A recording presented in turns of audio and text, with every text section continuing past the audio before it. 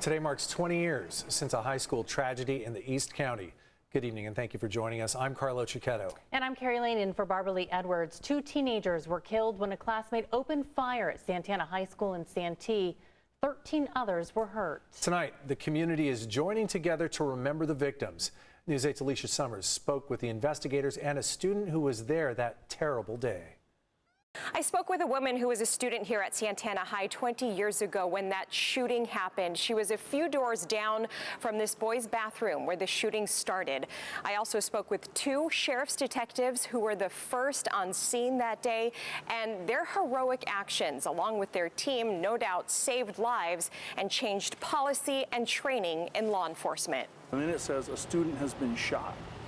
And that, I'll never forget that. It has been 20 years since the Santana High School shooting where a 15-year-old student shot and killed 2 other students, 17-year-old Randy Gordon and 14-year-old Brian Zucker, and wounded 13 others. It's been 20 years, but there's not a day that goes by that when I drive by here, I don't remember the 2 young men that lost their lives, and I think about them and their families all the time. Retired Sheriff's Detective Ali Perez and current Detective Jess Allensworth were among the 8 deputies who unanimously agreed not to wait for SWAT that fateful day and rushed into the line of fire to help.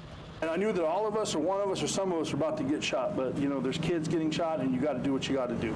Detective Perez arrested the shooter about 3 minutes after arriving on campus. It was because of their collective decision to go in and not wait that saved lives. Oh, no doubt more students would have been shot, injured, killed. The way this group of heroes responded became known as IARD, or Immediate Action Rapid Deployment. In other words, don't wait, help right away.